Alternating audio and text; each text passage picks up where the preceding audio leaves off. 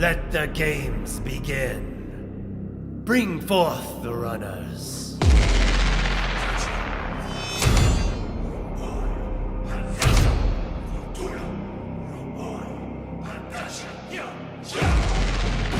Welcome to Black Lodge Games. We are here with Esper the Bard. Got a good treat for you today. We're going to be talking about his now released, as of today, Kickstarter for Gauntlet Runner, which is a 5e supplement of massive and masterwork crafted dungeons. So I'll let you give kind of the elevator pitch for it, and then we can get into some of the details because it's really, really good. Right on. Thanks, guys. Hi, everyone. I'm Esper. I have this YouTube channel called Esper the Bard. Been running it since 2009, actually, and largely focused on role-playing games. D&D is the main one that I make content for, but I do other videos that are related generally to tabletop role-playing games and fantasy and other topics, because it's a big sphere that we're in that has many different facets to it. Yeah. And my newest book that I've been working on is called Gauntlet Runner, and it is a campaign. It's a 5e D&D campaign. It's all about hardcore dungeon runs. Your character is what's called a runner. Could be like a gladiator, or it could be like a fortune seeker of your own motivations. And you go through these dungeon trials, these obstacle courses full of all kinds of perils, and see if you can survive and rise to glory.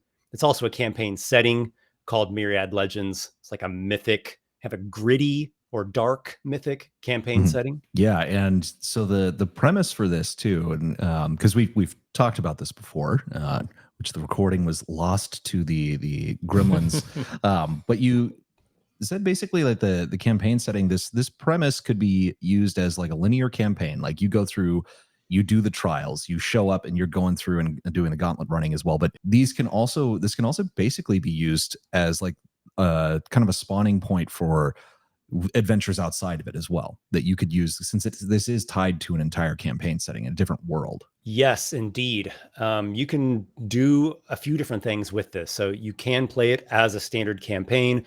There's a storyline where the mithril emperor of Bazagon has decreed these great games, and it's for the glory of their dragon god. And he has this right-hand man architect called the Labyrinth Lord, who's crafting these like hardcore perilous dungeon trials, and you play through that storyline. Or you could use them as just individual modules and put that into your own world, or use it as a launching point for your own campaign. Or you can use it as a competition. And that's what I've been doing on my YouTube channel, is actually running it as a competition. Sometimes there's solo runs, sometimes there's squad runs, and there's scoring to it, and who survived, and of those who survived, who got the most points and who won. And if you're one of the guys that win, you can select from a magic item list and then take that item with you to the next dungeon, and theoretically have a little bit more of an edge in surviving it. They're very, very dynamic dungeons. They have many different kinds of threats in there. There are a lot of monsters, but there's also traps, puzzles, and other just like tests of your adventurer wit. Like if you're able to like be observant and clever and cunning, there are lots of different solutions you can find that greatly mitigate the deadliness of the gauntlets. So yeah, there's a lot you can do with it. It's built to be very versatile. Yeah, and there's an element there too, because this is quite deadly. I got to look at a little bit at the preview PDF, and we were talking right before we started recording that the kind of standard long rest that you get in 5e doesn't really exist here. There is like a modified. Sure, the short rest might not even exist either. Right. If you don't find a sanctuary, you essentially can't take a short rest. Like you can try, but monsters attack you, or some other peril is going to occur. Right. And the second dungeon, when this is on the YouTube channel already, like you start off with the boss monster confronting you at the very beginning. Like the dungeon boss is right there, and there's a team of monsters as well that are like her thralls right at the very beginning. And you can freeze her with this magic orb, and she'll stay frozen for an hour. Yeah. So I'm like, you can short rest, but then she'll just thaw out and you're right back to the Yeah, exactly. a You've very got to, powerful dungeon boss against your level 1, maybe level 2 party. yeah, but that's really cool because you then have like time pressure to go and check out the rest of the dungeon and see like, Mhm. is there something here that can help us defeat Yeah. this thing? Yeah, time pressure is probably the more accurate way to describe it. The dungeons have a sense of urgency, and if you waste too much time, there's going to be some dire consequences. Right. So The Yeah. first two can't. dungeons are intended for level 1 parties, so Mhm. they're quite difficult, but they're not like the most brutal thing in the whole world. Like there still is a sense of Fairness balance and- to yeah. it. Like I was mindful when I crafted it, but still Mm. they're very hard, and Yeah. I've seen a number of people die. Yeah. And then after you get past the level 1, there's like 2 level 1 dungeons. Once you get past them, then it's like, all right, the training wheels are Gloves off. are Like, off. Yeah. you bring your A game, or else you're gonna get toasted. Yeah. Most likely. I mean, you could get lucky, but And the neat thing about that too is that this kind of gives a built-in replayability to it. Yeah. Even with the premise, because the premise is not there's just one set of adventurers who are going through the dungeons. It's that Right. adventurers Right. have been called from all over, to Yeah. participate in the great games. And so if your characters die, you can roll up a new one and you can do the dungeon again, and it's still going to it's going to make sense in the context of the world too. It's not Yep. simply pressing, quick load, to go Sure. back. Yeah. But even more than that, I really like that an encounter with this dungeon at whatever level of the dungeon you're going to make the attempt, you're in there, you're locked in there. Basically, This yeah. sort of Yeah. play it safe mentality Yeah. of a lot of dungeon delving in a lot of different games really gets thrown out the window, and it adds just that challenge alone of this overwhelmingly difficult, mysterious, ever-changing place. It adds a gravitas and a mystique, which is increased by the flavor, the context of the games. It being this either periodic or perhaps ongoing test by this emperor. Mhm. I could really imagine you both starting a campaign of level 1 adventurers, and assuming you survive, Yeah. okay, you've had your taste at real danger, but coming back to these great games at a later date, really distinguishing yourself, possibly enough to be a celebrity or a Mhm. possible threat to the power of the emperor. The Who's potential to say? for gaining like status and glory Yeah. is Yeah. part of it's like one of the motivations for the characters in it. The other motivation being like survive. Yeah. Yeah. Yeah.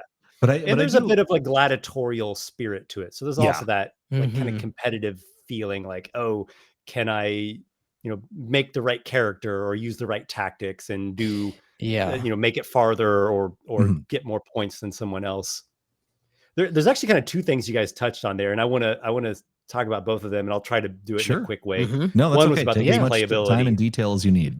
I can be very long-winded, so I'm going to try to be mindful about that. That's okay. So one thing you talked about was the replayability. Mhm. One of my great pleasures as a GM for Gauntlet Runner is seeing different players take on the same dungeon Mhm. and the different ways that they approach it, the different type of characters they build, the different tactics they use. And I've seen a lot of different kinds of tactics, ranging from like full-on berserker mode to I'm just going to try to slip around and not directly get engaged with battles at all and just use like mobility and illusions and tricks to like weasel my way through it, which that is also a potential way, because the goal isn't kill monsters to get XP. The goal is Right. make it through the dungeon using Yeah. Right, whatever right. tactic to get the XP. Every dungeon will have a goal. So sometimes the goal isn't, make it out within 3 hours. Sometimes the goal is like the one I described with the demon. That's the demon boss that's there at the beginning. The goal in that one actually is to kill the boss. But even then, there's a great solution in that dungeon where you don't have to directly kill her. There's a thing you can figure out where something much more powerful gets commanded to kill her. So then Nice. you could theoretically run that without your character directly slaying things. Yeah. But I mean, as D&D, most of the characters are going to be fighting stuff. But seeing the different ways that players approach it and use different tactics is a great pleasure for me as a GM. And again, the dungeons are designed to be very dynamic. So what does that mean? That means there's a lot of interactability and different variability. So like a room might have secret stuff to it that not every character is going to find or utilize. Or there's like dungeon features that are interactive in some way, or the player can figure out some creative way to use them. In other words, they're not just like plain square rooms with nothing in them. Yeah. There's like different moving parts and like interesting features.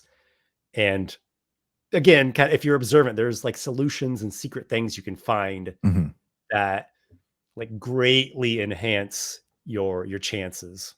Yeah. And then the other thing oh, sorry, go ahead. Go ahead. Oh, I was just going to say one thing that's great about this is that you've done an extensive amount of play testing, and people can actually go and see some of these dungeons with different play styles on the channel. Like you said, you've had people like Baron DeRop, Professor Dungeon Master.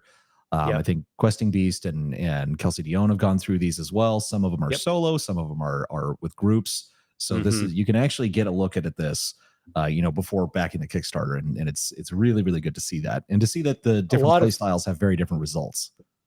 They do. That's such a great pleasure, is seeing how that plays out. I don't know what that is, but there's something that like scratches that itch of like the tactician, the character builder. There's even a kind of story role playing element that goes to it as well, because there are NPCs or monsters that'll talk to you, and there's different ways that characters have interacted with them that makes an actual difference. Like the decisions actually make a difference in the runs. There was a thought that you said there was a second thing. There is the first thing there about was the a second replayability. thing. Yeah. Yes. Real quick before I go to the second thing, Sure. you mentioned playtesting. A big part of this, and really all of my work, is playtesting and crafting. They're not things that are just like concepts on paper. And even the NPCs, like when you hear about the Mithril Emperor and the Labyrinth Lord, they're not just like, oh, that's the idea I came up with and put it on the page. Like these are things from actual campaigns. These things have been lived and played out, and they're still ongoing. I actually have a living campaign, like a community campaign where people are playing out this world.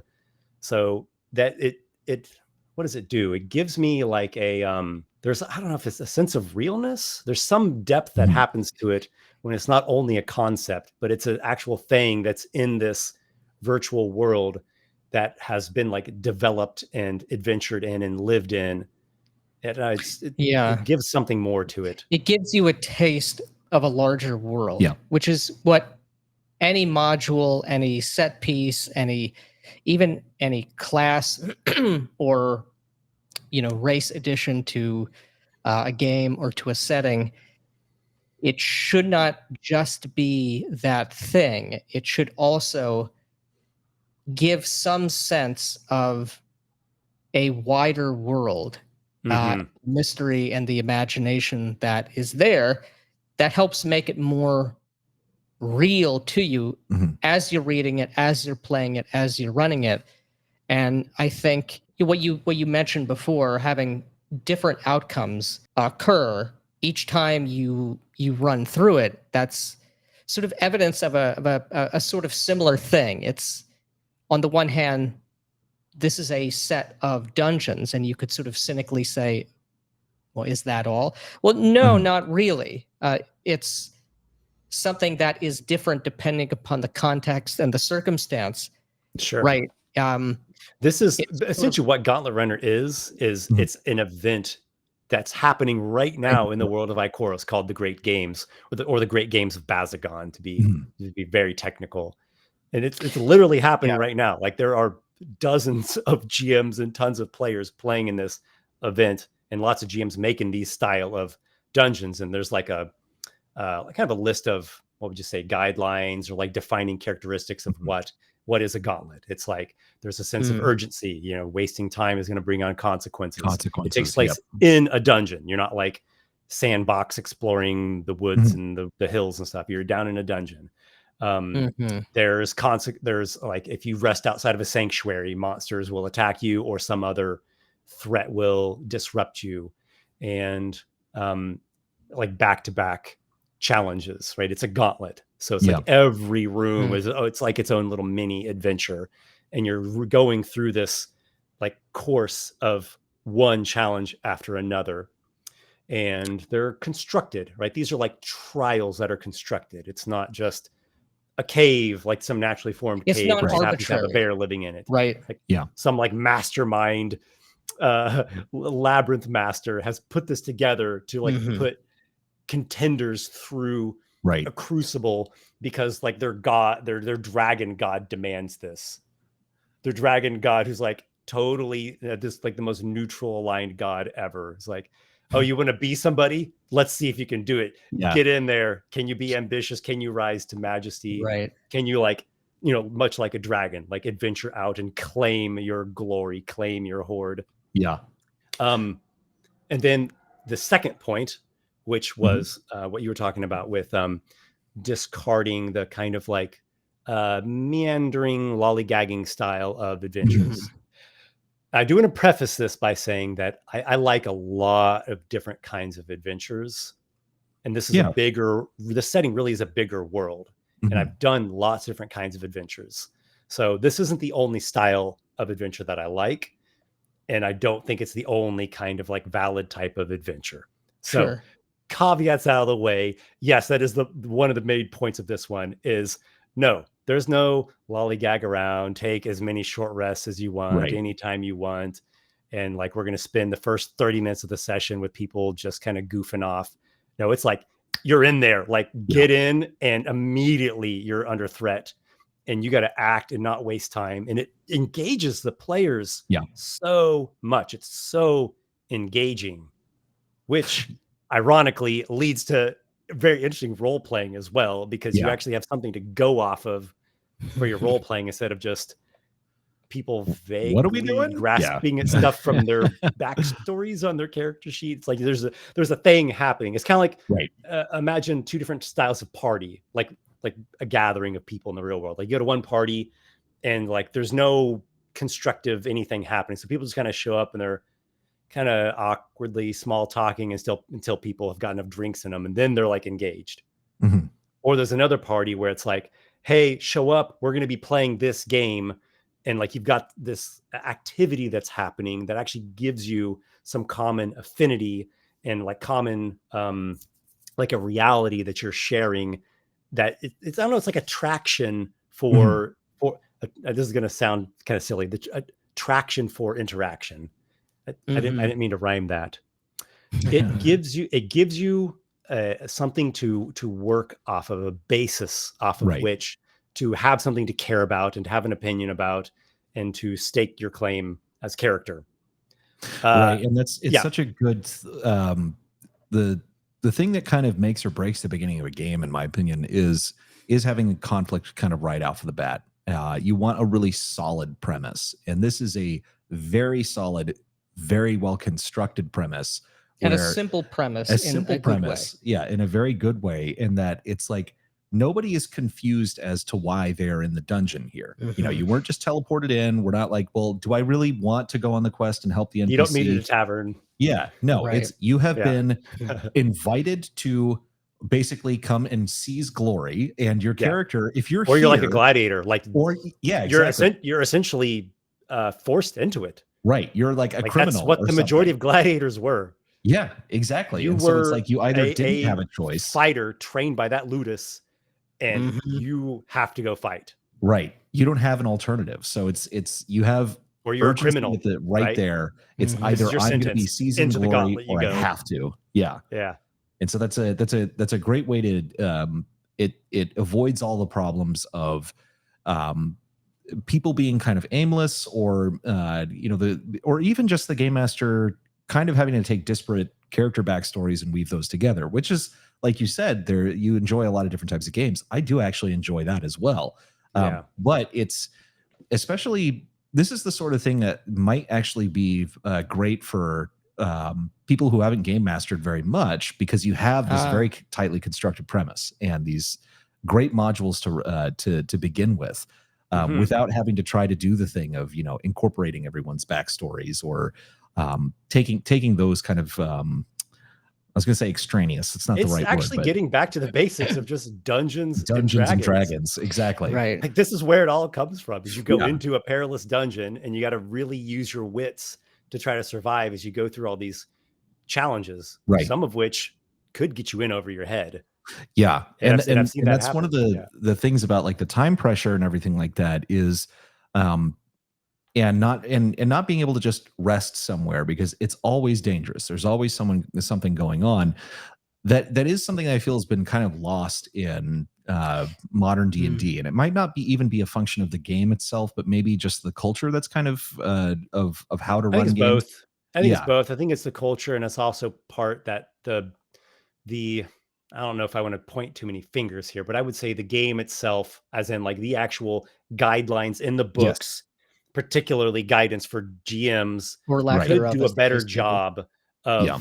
of teaching this to the GMs, like how to actually implement this and get the engagement and the flow to work better.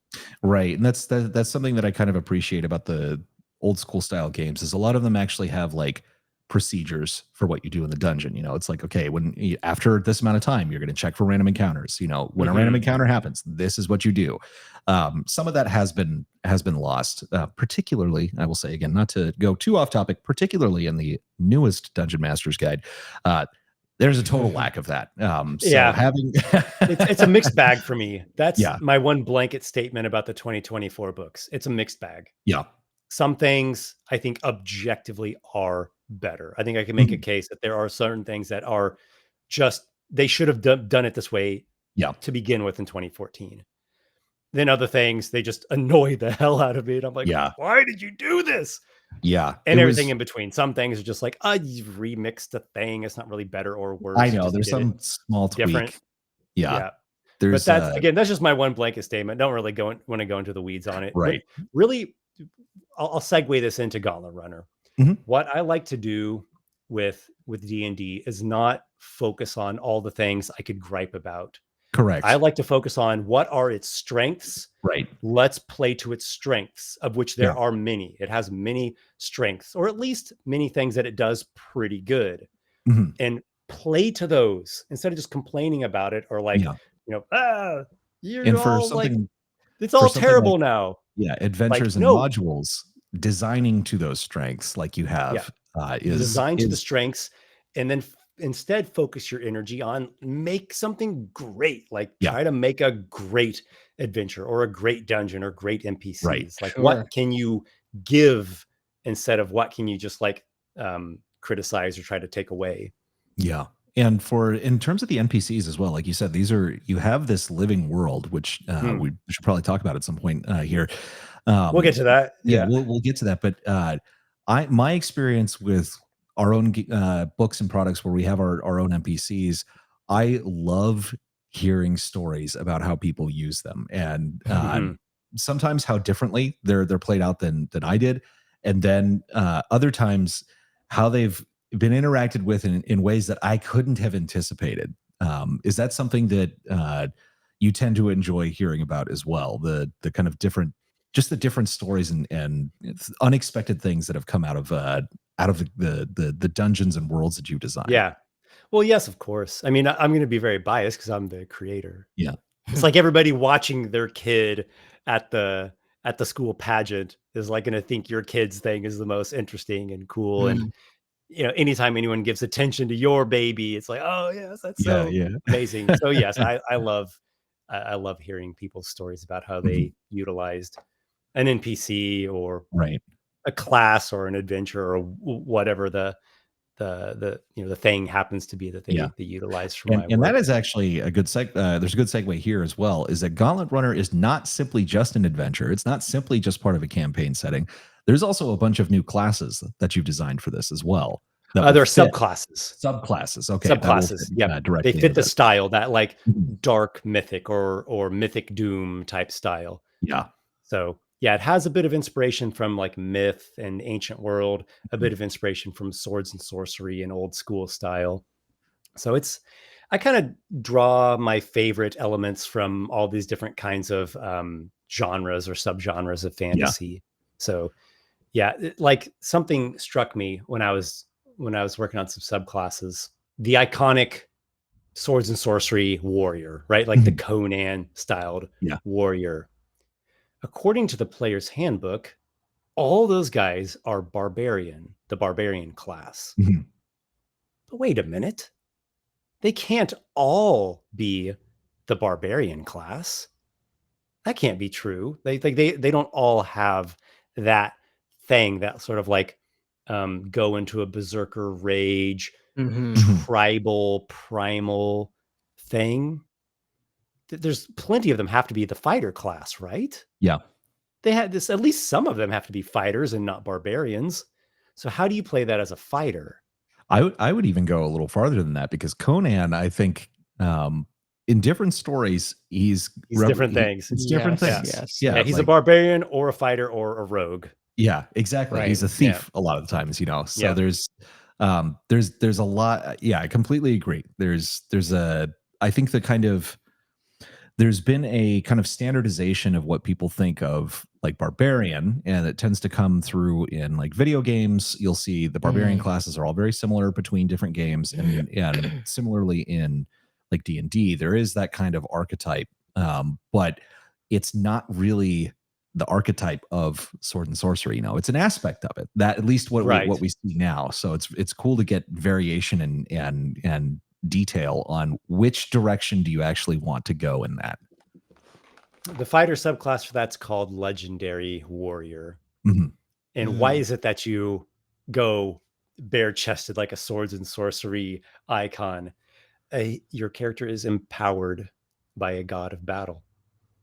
It's like, again, drawing from myth, right? You with your sculpted physique and your battle prowess, you have won the interest or a favor of a god of battle. So you actually have a boon of defense upon you that allows you to go unarmored and have like an unarmored defense, kind of like a barbarian. So I've woven that in there, and it's actually one of two fighter subclasses. I had to do two because there's not enough martial support for swords and sorcery type campaign settings in 5e. There's a lot of support for kind of everything else except for like the original D&D type style of fantasy. So the other one's Gladiator, of course, which is extremely fitting for the setting. So I call this like a master of exotic weapons and armor, and has some. It's a very customizable class. You pick like different fighting styles and armor styles, and can mix and match things and kind of build them out in the way that you would like. Well, Something just came to me that's actually back a couple topics, but I really wanted to say it by all because means. it has to do with the urgency and the time pressure thing, and the engagement, engaging the players. So a thought occurred to me once when I was playing Magic the Gathering. I don't talk about Magic the Gathering much on my channel, but it's a game that I have loved greatly. I'm kind of burnt out on it right now. The way that it's gone in recent years isn't quite my cup of tea, but like I started in 4th edition Ice Age and then played a lot throughout the years. The game itself, though, Magic the Gathering, it's just a brilliant game. And a thought occurred to me once when I was playing Magic the Gathering. You're always engaged when you're playing Magic. Like you're paying attention and you're in it. Now, I mean, sometimes people maybe mess around on their phone a little bit, but you can't really do much of that. Like you got to really be focused, and it just really engages you, and it's very stimulating. And I'm like, how can we have this experience in D&D? And that led to some of the things that I've implemented in Gauntlet Runner. That's very cool. It has to be kind of like gripping and like pull you in, and then at the same time, like if you're not gonna like pay attention and like screw around and be messing around on your phone, like you're probably gonna die, or like it doesn't make any sense. Just like how it doesn't really make any sense in Magic, it doesn't make any sense this way. I think And that that is an interesting. I would like to see you make a video about this, about Magic the Gathering and that engagement and how you've brought that to D&D. I think that that would be a banger video. it could be a cool and video. It's something yeah. I've thought Mhm. about a lot, and I'm still kind of processing some of those thoughts because D&D and Magic are two games that I've played immensely in my life. D&D more Mhm. than Magic, but still a lot of Magic. And in a way, they're kind of polar opposite games. Mhm. Like D&D, not competitive. Magic, competitive. Mhm. D&D, you could play it for free and you could have a great character playing it for free. Magic, if you want to have a really good deck, you got to pay for Yeah, it. yeah. Like you could make a solid deck on the cheap for sure. But like if Mhm. you want to play like the best, like be among like the top tiers of decks, like you're gonna have to sink some money. D&D can be very meandering and vague Mhm. and lollygagging. Magic is like very gripping and you're like focused and paying attention. Mhm. Um, D&D has a lot of story. Mhm. Magic, yeah, Sorta. not Yeah. required. Yeah. Like you can infer story from some of the cards. Some of the flavor text has a bit in there. You can read Mhm.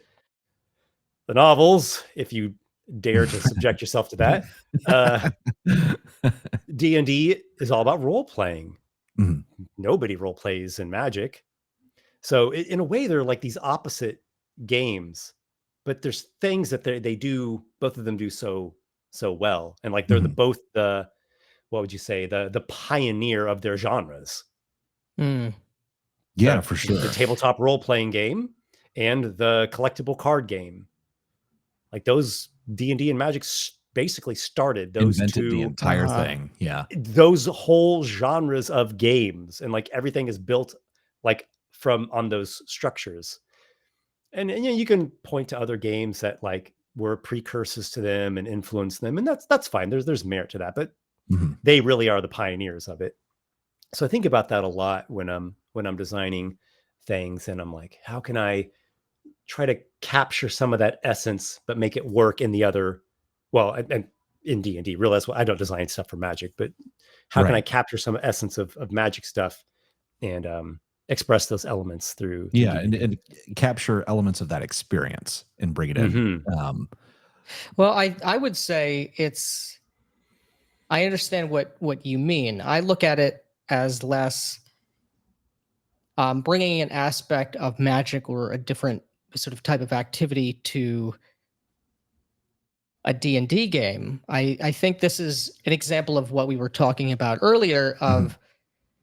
of having a fair and clear appraisal of what the system that you're writing or designing for, what does it do, Yeah. and sort of Mhm. do that well. And D&D, Right. even in its current edition, it is mechanically, its sort of mechanical structure, its mechanical existence is still rooted in the combat experience, right? Mhm. And so many people have talked about engagement either to be contrasted with role play or to be maximized, possibly at the expense of role play, which I Mhm. think is a false dichotomy. Yeah. But you know, a lot of people have Mhm.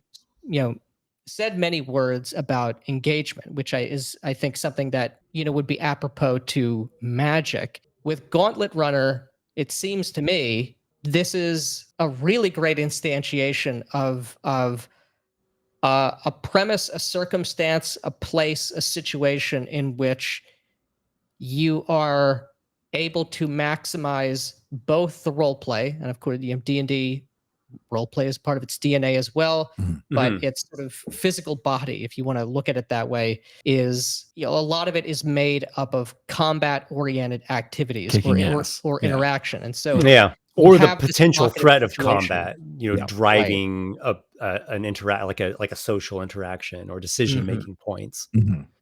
Threat of doom. Yeah. Mhm. Great downfall, peril, and consequences to the wrong decision or to the characters not succeeding. Yeah. That's what I'm aiming for, and as best I can tell, it seems to be working great in all that we've been playing of it. That it, you know, is incorporating the level of engagement like one might find in a game like Magic, Mhm. as well as the immersion that you would find in a tabletop role playing game. Right. And the engagement, I think engagement is sort of like a precondition for the immersive aspect, because it's like you have Yeah, to they have that feed off each attention. other. Yeah, exactly. You have to have that attention, or you're not going to get there. And the experience of those like brief moments of like just the world coming to life and feeling kind of almost real in a way, like you're there. There, in my opinion, Mhm. there's just nothing like it. There, like it's the Right. this is why we do it. You know, Yeah. this is Hell I yeah. love it so much. Yes, I agree. And the you I firmly believe that it is a spiritual experience at its core. yeah in I a way really very think that. much. I think people make sacrifices to play this game, and we gather together ritualistically to enter into a mythic world, Right. contending with chaos and the unknown and darkness with the attempt to reach greater levels of being. Yeah, Certainly at and If its that's not a best. Yeah. spiritual experience, then what? I Then what know, is? I I don't know. know. It's a transcendent experience. That's Yeah. Yeah. that's the whole Now thing. that's kind of underneath it, and then on Yeah. the surface, it's like hanging out with your friends and having fun. Yeah, of course. It's Uh-huh. both, you know, and And I'll see groups that's basically all they focus on is just yeah, having a good time. Like yeah, they're goofing off, they're Sure. eating Cheetos and drinking Mountain Dew, yeah. whatever it is, right? Right. They're just having fun. Oh, really? What's underneath it? There's something underneath it. Like But maybe it's a subconscious thing yeah, and that's the that's thing is that making it fun. That's making them make the sacrifice of the time and the money and learning all the rules and building a Mm. world and right.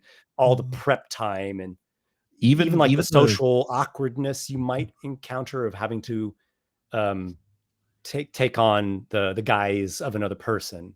yeah, even the most beer and pretzels game out there though, I think that people cannot help but accidentally hit that transcendent state that and have that kind of immersive experience. And it might not be It's under often the it it's under happens. the it's always going to be at least there under the surface. Yeah. If it's not there conspicuously, overtly, it's at least like inferred, and the and people it may not even be bubbles up consciously aware of sometimes. it.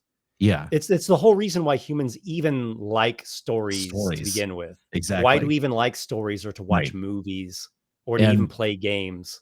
myth, in my opinion, they are the greatest stories. You know, these are the stories that Mm. have been in the tradition of humanity for Exactly. thousands of The human years. experience. Yeah, sometimes more than thousands of years, you know, like a very, Mm. very long time. And so that's the thing that I really like about like your videos and the world that you have described, is it seems very tapped into that. Yeah. We talked previously, and I'd mentioned I that want to your learn more about the yeah world, your video on the the orcs orc deity and Lycoros. creation story. Yeah, Yes. it Mm. was so flavorful. It's so yeah, it's so cool, and that is the sort of stuff that we absolutely love. And that's a world that your entire community gets to play in Yes. together, basically, and you've Yeah. created Can I put something in a really little unique. point here?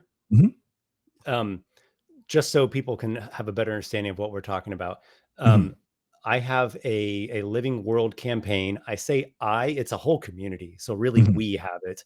And Mhm. it's not a paid thing. We're actually all just doing it out of the love of the game and this Yeah. world, and out of, wanting to have this community. So we all contribute our time and our efforts.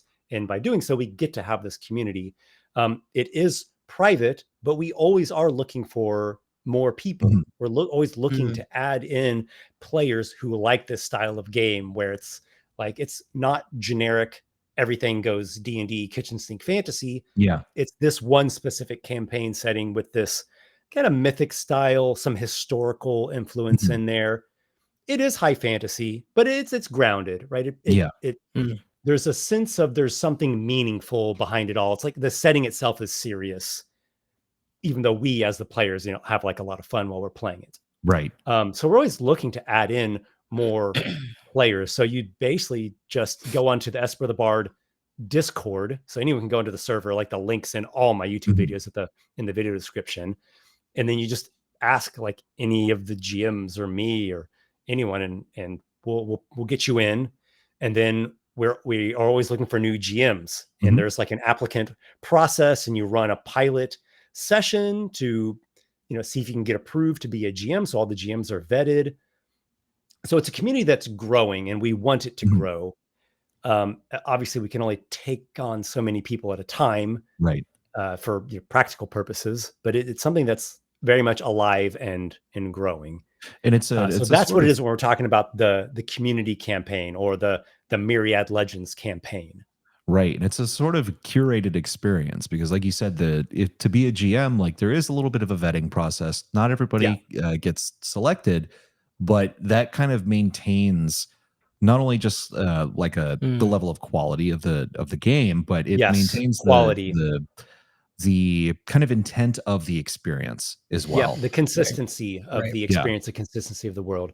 Now, there's obviously a lot of variety and different personalities and all Right. kinds of people in there. So, I mean, it's not like everyone's a clone of each other, Yeah. but compared to just like baseline, do whatever D&D, Yeah. there's an identity. It has a distinct identity. Right. Right. It is a living in all Yes. senses of Yeah. that word Really, community, because that it is is a living campaign, a living Yeah. world. right. The word community has sort of become It's like a catch-all. debased. Yeah. Yes. It's a word that has been watered down into Overused. just Yeah. mean Yeah. a group as Yeah, such in Right. the as broadly as possible, it can be group. Yeah, so Yeah. this is right. truly a community where Right. we Mhm. interact and we build it together and we know each other. Now it's growing, and it's actually recently got to the point now where me and some of the other admins, we realized we don't know who all the GMs are. Yeah. It's gotten that big now. No, it's not like ridiculous. We're at like, I don't know, 35 GMs. I don't know That's a exactly. lot though. Mhm. It's a Yeah. lot. And like, I don't know them all personally. Yeah. And well, when you're just one person, you can't like know everybody in the whole world. So Yeah. Right. And by Um, extension, the number of players, you can't possibly know all Sure, of them. sure. There's got to be right. because there's a Yeah. lot more players than Exactly. there are Well, GMs. most of Yeah. the GMs are also players too. That's Mhm. another cool part about it, is Mhm. that by being a GM and being like one of the pillars that gives us this community, you Mhm. also get to play in lots of cool games Right. Yeah. Right. and level up as a GM because we're like supporting each other and helping each other like learn and develop and get Yeah. better. Um, there's something else I was going to say about this. Oh yeah, there have been some GMs, a few GMs who they didn't pass from their pilot session. They got Mhm. declined. It's a polite decline with Yeah. constructive criticism. Mhm. They didn't pass, but they worked on these areas of improvement, and they came back. You get to like a 6-month waiting period. They came back, Mhm. tried again, and had improved and got accepted, and then became GMs. Like they stuck it out and were persistent and got better and then got approved later. And I just think that is so Yeah. fantastic. I think that is just the Yeah. greatest thing. That sort of thing just like puts a spark Mhm. in the kind of work that I do and that you guys do, Yeah. presumably. Like this sense of like not just leveling up characters in a role-playing game, but like you as a person also are leveling up. Like your knowledge and your skills are getting better. And Yeah. I don't know, it's like Sure. contributing something more to you as a person. And then you have these efforts that Mhm. you strive for some goal, and then you succeed and like go through this rite of initiation. Mhm. It's amazing. It just Yeah. It's very inspires me nice so much. to be offering something that people are finding real value. And this in. is also something that you can get better at. Like this is we always Sure. because we talk a lot about, we love in character role play and all this. And there's some people who have said, like I don't even I'm not good at that. And it's like nobody's good at it. Well, I mean, sometimes some people are good at something right off the bat. That is true. But it you can improve at doing these things, and you improve Yeah. by doing Just it more. doing it. Yeah, by just doing it. It's whether it's role playing a character or being a GM. This is the thing where people I don't want to get too far afield, but people are like, how do I become a GM? And it's like, you just have to do it. Like, Right. there's going to be some books, whatever, that will probably give you some good advice or whatever, but really it's just something that you have to do. And the more that you do it, you're going to get better at it. And it is something you can improve at, and you can, and it's something you'll notice and your players will notice over time. And that's always really, really rewarding. Seeing people get better and getting better yourself. Yeah. And I mean, taking this Yep. back to Gauntlet Runner, this is this having that simple, evocative sort of premise is very helpful to that end. Additionally, you know, it sounds like, again, there's enough of a mystique, there's enough there that hints at a wider world if you want to actually there are set this multiple in realms. your There's world. a world map. There are GMs that run completely different storylines in whole other different realms. There's a lot going on.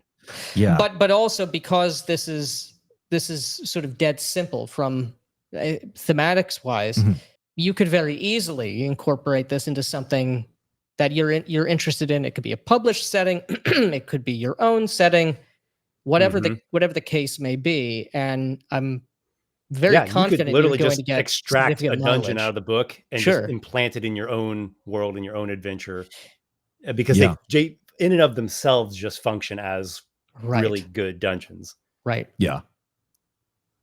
That's the aim, is to kind of make it very versatile and people can use it in whatever way suits them best. Yeah, and that's it's a really the entire thing seems like a very, very high value proposition. Not only, even if you were to only run the dungeons one time, this is going to be an extremely high bang for your buck. But I think just the fact that it is very deadly, that's the intent, and it has that kind of replayability built in just through the premise of literally the Labyrinth Lord has constructed this to grind people up, and so we can really filter out and get the the people who want to seize glory for themselves. That is such a high value proposition, and the fact is that you've released and published a lot of products in the past, and have been very successful at that, and the quality of the books that you're offering is also very, very high quality. These are not, from my understanding, glued bindings or anything like that. These are like sturdy, sewn, printed. They function as 1d4 bludgeoning weapons. Yeah, there you go. and they will for many years. And those are the kinds of things that I like to have on my shelf. I have a lot of print-on-demand books on my shelf, and we've made print-on-demand books as well. But getting something that's going to last a very, very long time is always great. And I think that is you've been very good at that in the past, and thank you. All of your books have been delivered as well. Very, very much prioritize quality. That's one of my, like, what would I say this? One of my big values, just as an artist, as a person, is high quality. So, right. To quote a number of people who have held my books previously, wow, this looks like a real book. Yeah. Yep.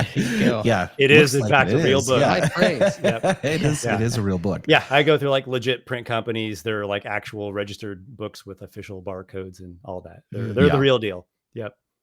Yeah. It's and it's always I have good an to have actual those. real company that really produces them and really sells them. All of us have gone through, it's not maybe not all of us, but many of us in the past have gone through time periods where we have left books behind or given them to a roommate when we've moved out because I don't really want that, and everybody always ends up regretting it. But that's true. It's nice to have books that will actually last, and not like many of the print-on-demand products we have fall apart 3 to 8 years later. Alas. Okay, that's very unfortunate. Yeah. Now, to be clear, or to be fair, it didn't start off this way. Like, I went through many years of how would I say this? Janky, didn't know what the hell I was doing, like the rough, rocky road to build up to this point. Sure. Yeah, So, but that's what you have to do when you're essentially don't let me like band. give you the wrong impression. Like, it's taken many years of dedication to build up to this, and I still feel like I'm at at a low mountain, and there's much, much higher, bigger mountains. So still a lot of room for improvement, a lot more potential to be tapped into. So Sure. Yeah, it's but like it's an endless quest of getting better and providing, what I want to provide a lot of value to Right. everybody, Of whether it's course. a book of mine or a YouTube video. I Yeah, want to keep exactly. trying to find ways to provide more value.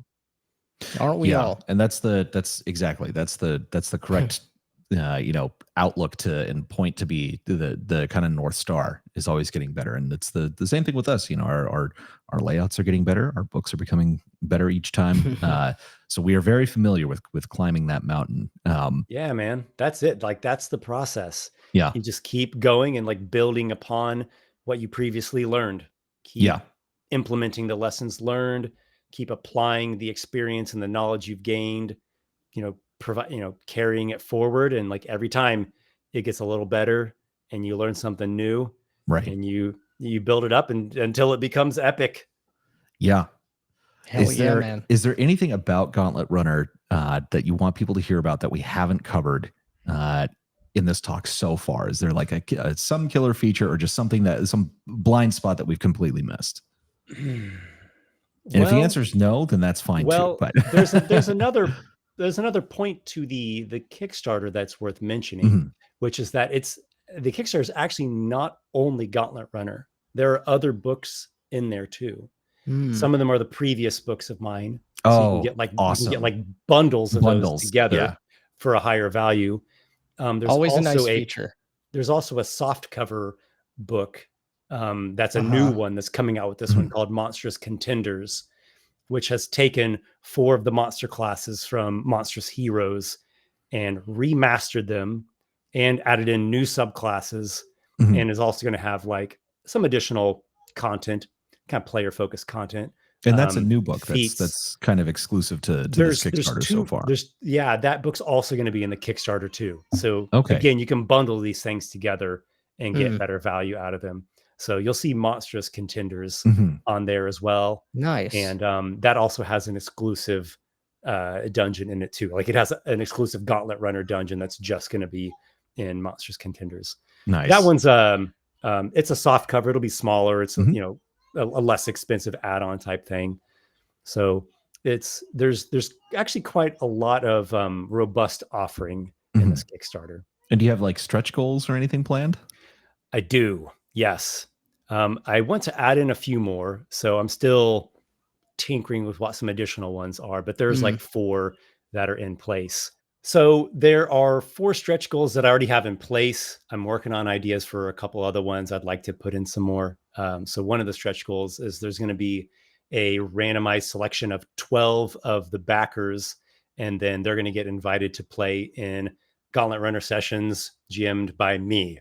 So we'll probably do, 3 squads of 4 people. Nice. So that's one that I'm particularly excited about. Another one is to add in an additional dungeon into Gauntlet Runner called Masmora. And there's some kind of mystery behind who the boss. I didn't say this, but each dungeon has a boss monster. Nice. And they're super stylish. Yeah. You'll see that on the Kickstarter page. So yeah, there's a stretch goal to add an additional dungeon in there. What else? There's one for a live stream where the viewers will help me craft Gauntlet Runner content that'll get put into the book. And I'm forgetting what the other one is. I don't remember off the top of my head, but it's on there, and it's a cool one.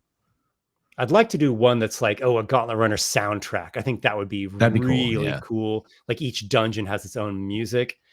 That would have to be a higher level one, because that's quite costly to get a soundtrack made.